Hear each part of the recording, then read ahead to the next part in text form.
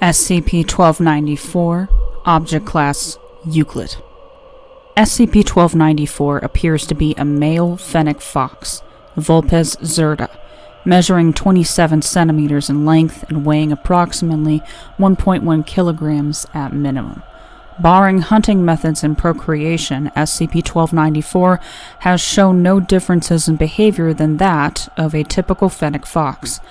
SCP-1294 is composed entirely of a fungal material, which replicates its skin, skeleton, and fur. The majority of SCP-1294's internal structure consists of a thick mold of varying viscosity. SCP-1294 continuously exhales a toxin containing heavy amounts of psilocybin and mucimol. If left exposed for longer than approximately 2 minutes, subjects will enter a consistently increasing state of euphoria until removed from SCP-1294's presence.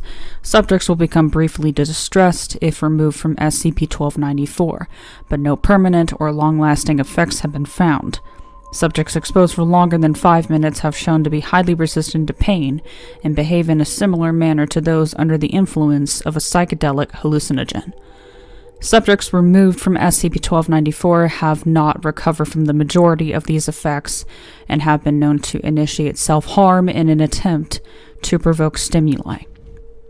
If SCP-1294 sees a subject in this state, SCP-1294 will lie on or against the subject and rest. During this time, SCP-1294's skin will appear to melt and grow over the subject, later shifting it into SCP-1294's abdomen. SCP-1294 has shown no limit to what it can envelop and is capable of processing over 190 metric tons of food in 1 week.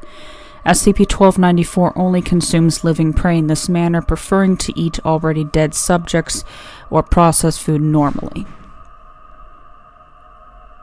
Human exposure. Tests 1294, 407 through 557. 19. Subject D-1294-1 through -50. Procedure: SCP-1294 is to be locked in a metal cage during D-Class personnel's exposure to it in order to prevent their consumption. Subjects were told that they were testing a new drug which would be released through the air vent. D-Class personnel were informed that SCP-1294's reason for being there was to observe a side-by-side comparison of human and animal testing.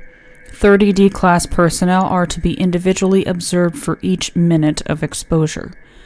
Results: 0 to 2 minutes. Subjects appear sober, with little to no differences in behavior until approximately a minute and 20, reporting a calming sensation and a mild brightness in their vision. The D-Class personnel removed from the test chamber expressed a mild disappointment from being removed, but addiction to the toxin or any permanent effects have not been found. 2 minutes to 3 minutes. Subjects reported bright colors and objects shifting about in the room. Several D-Class noted that SCP-1294 appeared to be smiling. 24 of the 30 D-Class personnel removed have recovered 1 to 13 hours later, and compared the experience to being heavily intoxicated with alcohol. The remainder of D-Class personnel remained under the influence. 3 to 4 minutes.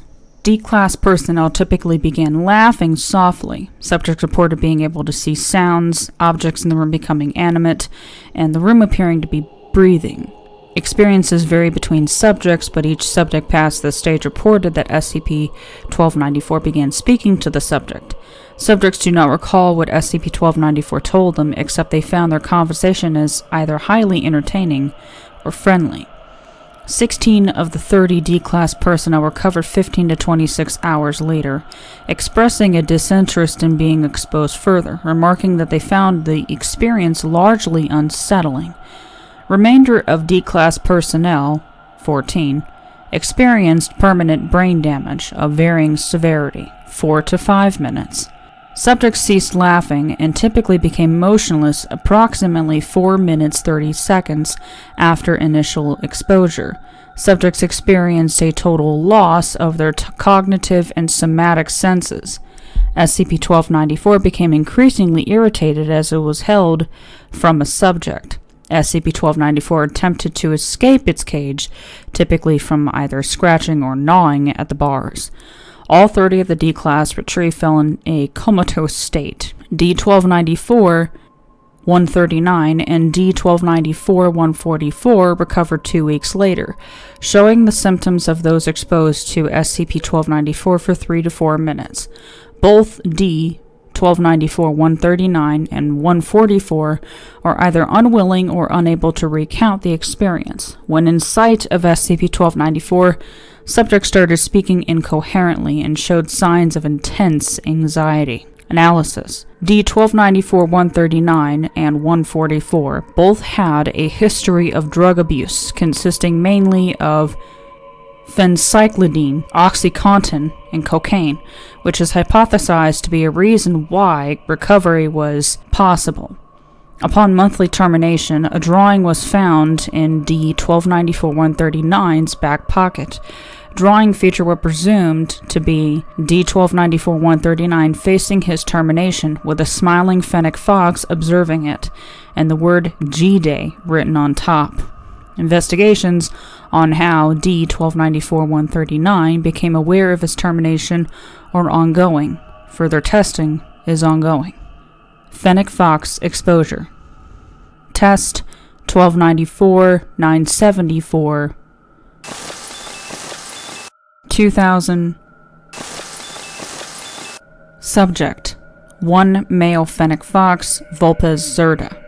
Procedure: subject is to be introduced into SCP-1294's containment chamber. Researchers are to record any possible abnormal behavior. Results: subject was cautious of SCP-1294 for the duration of the test. When under the effects of the toxin, SCP-1294 led the subject to the far corner of the testing chamber before the subject was knocked unconscious. SCP-1294 did not attempt to consume the subject and instead lay down against the opposite corner until the subject was retrieved. Subject later made a full recovery. Test 1294-975 2000. Subject: 1 female fennec fox, Vulpes zerta. Procedure: subject is to be introduced into SCP-1294's containment chamber. Researchers are to record any abnormal behavior. Results: once released in the containment chamber, SCP-1294 began to watch the subject intently until it became affected by the toxin. Once the subject was unconscious, SCP-1294 then proceeded to mate with it. Subject woke up afterwards and attempted to leave the cell by clawing at the door. SCP-1294 showed little interest in the subject after intercourse.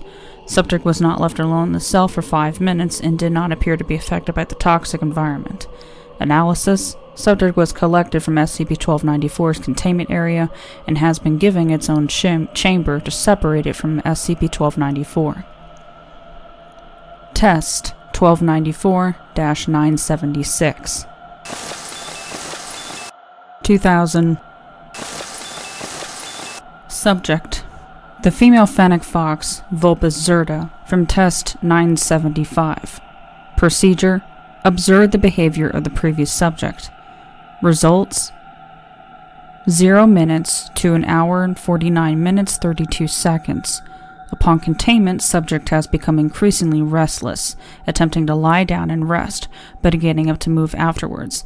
Subject began hyperventilating at 1 hour and 44 minutes 29 seconds, and eventually tired itself out. 1 hour and 49 minutes 33 seconds to 1 hour and 55 minutes 56 seconds.